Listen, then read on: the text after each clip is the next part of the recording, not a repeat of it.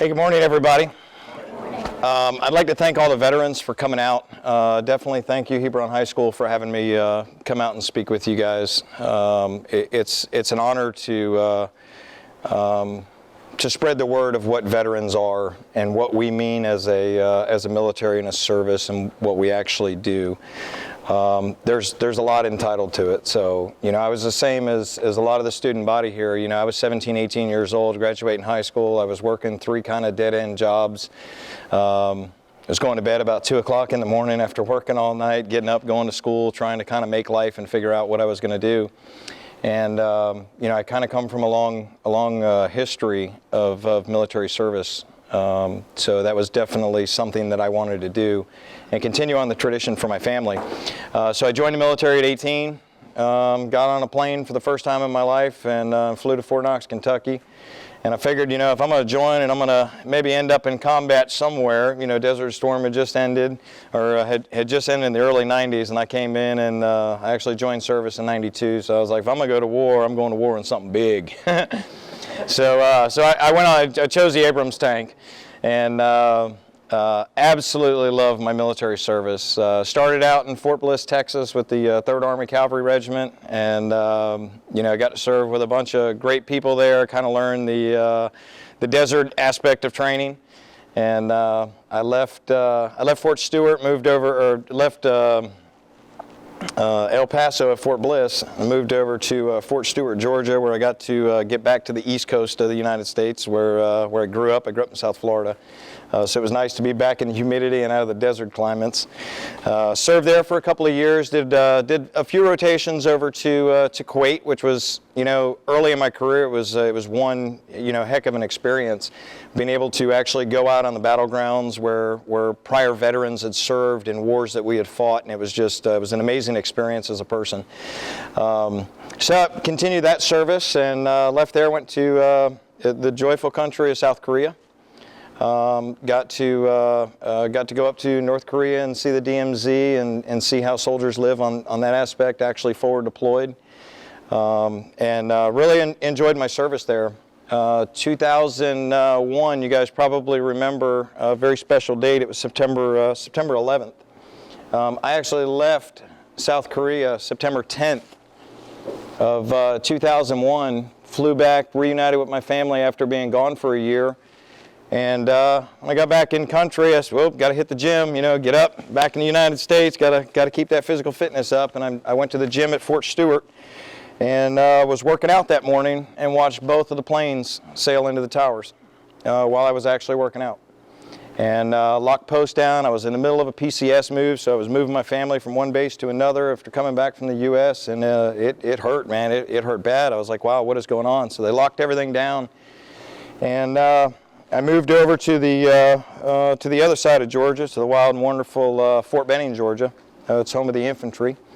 Kind of my real first interaction with the infantry, being on their home, being an armor guy. Doesn't always work out.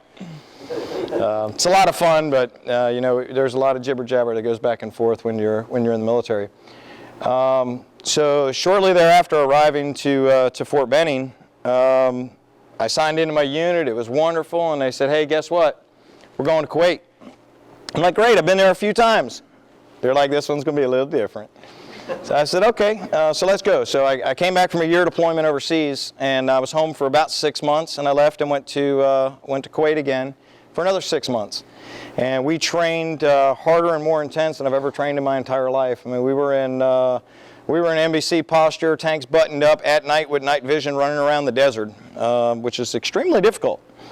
But being a soldier and having fun and doing what I wanted to do, that was something new and exciting. And they turned around, and I was all excited to redeploy back to the States. I'd been away from my family for a while, and we go to leave Kuwait, and they said, oh, by the way, don't bother packing your bags. We're going to go ahead and send you home and take a little personal bag with you, but the rest of your equipment, we're going to go ahead and leave here in a Connex, and we're going to, instead of turning in your vehicles that you normally do when you leave Kuwait, we're going to stage them over here in the desert, and you're going to come back in about 90 days. So they sent us back home to Fort Benning, kind of clueless. We knew some stuff was going on in Iraq. Things weren't very good, but they're going to bring you back. So I went home for about 90 days, And in December, I think it was just before Christmas of '02, they said, guess what? Getting on a bird, you're going back. So we said, okay, now it's time to do what we've got to do. Got back into Kuwait in December of '02, and we stood up. We trained some soldiers that had been in other deployments, got them all trained, went out and shot our tanks, and got everything ready to go. And in March of '03, we pushed north. I was the tank commander of the lead tank to breach the berm into Iraq in '03. And my unit followed. I was with the 2nd Battalion, 69th Armor Regiment of the 3rd Heavy Combat Team and 3rd Infantry Division. And we pushed north and we invaded Iraq, made it all the way into Baghdad. Fought, did what we had to do, and we came back and celebrated, and the war was over, we thought. I came back to the States, and I was home for about a year. In that year that I was home, we constantly stayed out and trained and trained and trained. And they said, guess what, you're going back. So I went back in 2005, and to my surprise, we didn't go back. We went back in a combat role, but we went back to stand up and train the Iraqi army. So I was like, wow, I come in from fighting and defeating this this army and assisting our nation and keeping that kind of rhetoric out of our country. And then I got to go back and train them. So it was awesome. I was on a very small team that embedded into the Iraqi army, and we ran around and we trained them. We took them out to small arms ranges and taught them how to do what they were doing. Taught them how to actually shoot their weapons properly. We taught them tactics. We taught them the military vehicles. And it was probably the most exciting time that I got to serve in the military, because we actually got back to go back and stand up a military and take over a country. Well, with all countries, that country had problems internally in itself. And they had parts of those countries that had really taken to what, they wanted to take over their lives and become dependent or independent, but some of them didn't. So we had very bad sections of the country. So about halfway through my tour, we're training the Iraqi army and doing what we were doing. They asked us to go to another sector, and then the roles changed. And I went into AR Ramadi, which at the time was one of the worst contingency areas in Iraq. And we fought pretty hard for about 6 months, relieving those people of the suffering that they had endured. There were some really bad people living there, some really bad conditions. And we fought through and did what we had to do. Well, in that time frame, we were attacked a lot. And my platoon suffered some pretty big hits. My vehicle itself, we had taken about 15 IEDs. That's improvised explosive device, little bombs that they bury in the ground. They blow up on you when you drive by, trying to inflict casualties. Fortunately, I made the right decision when I was young, and I'm in this big old Abrams tank. I'm in this 64-ton armored vehicle. So, as far as a little bit of shell shock on the body, and you take some concussive blasts that you don't realize over time take their toll on your body. I came back from Iraq in 2006, very happy. Very excited. I got to liberate a whole nother section or a whole nother region in Baghdad or in Iraq that I hadn't actually been in the first time, and I brought all my guys home. So life was really good. It was a pretty fantastic tour. I got home. Needless to say, what did the Army say? Guess what? You're going back again. We've got problems in Baghdad this time.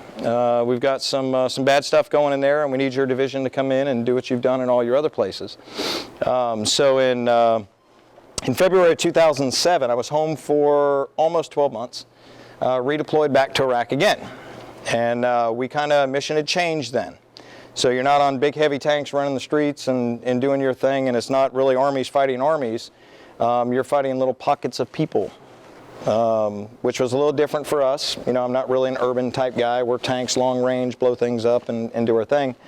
So we had to really get good at the ground fighting, which brought in our cavalry brothers and our infantry brothers, and we were doing multi-service support. So we were embedded with the 2nd Marine Expeditionary Force. I served under them while I was in AR Ramadi. So I had my Marine brothers to the right. I was working with Marine tanks. I'm in an Army unit, working under a National Guard unit, or active Army working under National Guard under a Marine Corps headquarters. That'll tell you anything. So it was it was awesome, but it worked like clockwork because we were all there for the same mission. We were there to liberate the people, fix the conditions that they were in, and bring our boys home. 2008 tour 2007 tour didn't really go all that well. We had some really bad people come in at that point, and we fought our way back. And in January of 2008, I was out on a patrol. We had suffered some casualties inside of my unit, and there were a few of us left still kind of out doing patrols and doing our thing. And I ran over a huge bomb in my tank and blew the tank off the ground. Completely collapsed my neck and spine, had a midline shift in my brain. I was blind in my left eye. The whole left side of my body didn't really work that well. I could kind of walk, but I really didn't have much function out of my left arm. And I was in a whole lot of pain. I said, wow, this isn't really good. So I was medevaced out and spent some time in Germany that I don't really remember. I was there though. They flew me back to the States, and I was under pretty intense care in Fort Gordon, Georgia. After about 90 to 120 days, they kind of released me back to where I was actually stationed and where my family was at in Fort Benning, and I began my recovery. In 2008, the doctors had told me, we're sorry, Mr. Cirinese, or Sergeant Cirinese at the time, we're going to have to release you from service. You really can't walk. You'll probably never be able to walk unassisted again. You've got major cognitive function and problems with your brain. You've got a lot of swelling on your brain, and you're just not really, we don't need you in the fight anymore. It's time for you to just take a bow, take a knee, and step off to the sidelines, let your body heal. And I just wasn't going to let it happen. I told my doctors, you're not going to go in and do surgery. We are going to figure this out. I'm not going to be crippled for the rest of my life. At the time, I think I was 33 years old. And I said, I'm too young and I still got a mission to accomplish. We still have soldiers that are going downrange. We still have soldiers that are deployed throughout the world. And we need people to push them and advise them and train them and equip them. There's things in the military I can still do. I may not be able to go myself because you're afraid if I get hit again that none of this up here is going to work anymore at all. And I understand that. I've got some swelling up there and it's a little weird. I'm still a little shaken after about, several years. But, I told the Army, I said, there's got to be a capacity that I can still serve. So I joined a pretty exceptional program that the Army has. It's called COAD, and it's a continuation of active duty. You have to meet certain requirements. And I petitioned Congress. The Army said, thank you for your service. We're going to go ahead and send you home. And they medically retired me. Not going to happen. So I went and talked to Congress, and Congress said, you're a fighter. We're going to let you stay in. Whole lot more to it, but that's the short version. So I got to retain in service. I went right back to work after coming out of the hospital. Went right back to work with my same unit, just filling a different role. I went into a training and support role rather than a boots on the ground combat role. And from there, I enjoyed the rest of my service. I ended up retiring out of the military after 20 years. So I've completed my 20 years of service, which was a big thing for me. I had wanted to do 30, but I had to retire at 20. That's okay. But I wasn't done serving. And I said, there's got to be something else that this guy can do to continue service. So they have these things that are called kind of like civil servants, where you still support the military. Sometimes you work for them, sometimes you don't, sometimes you do a role. So I got into the aerospace industry of all. So I go from a big, huge 64-ton tank that I'm rolling around on to supporting aircraft. So right now I support all of the Apache fleet for the entire world, all the H-64 attack helicopters, which paid dividends for me while I was in the military. I get to support that fleet for the U.S. Army, support some of the F-16s for FMS countries. My company supports the F-18s and a bunch of the other fighters that are out there. So I'm able to kind of give back to service and continue my quest in life, which was supporting the United States in any way that I can. That's one of the things about being a veteran that is so critical. That gets kind of lost in the message sometimes. People look at you and they're thinking, he's just a veteran, what'd you do? That veteran is the reason we're here. That veteran is the reason that we get to live the lives that we have. The reason that Hebron High School is here is because of the veterans that have served in the past. Part of this message isn't just for our veterans, it's for the student body and for the upcoming Americans that can still do their part. Because what we do, whereas I took my piece of service, I dedicated my life to serving the United States and supporting the United States military, regardless of what's going on in the world. And I continue that service into, my civilian life after retirement.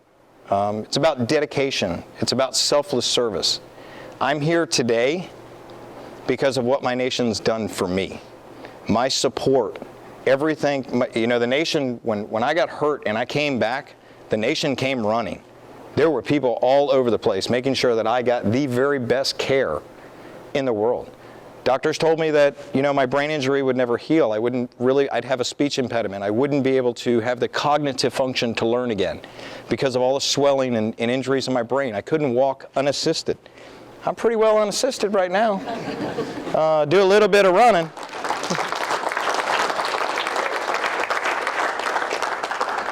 But, one of the things the military needs is leaders.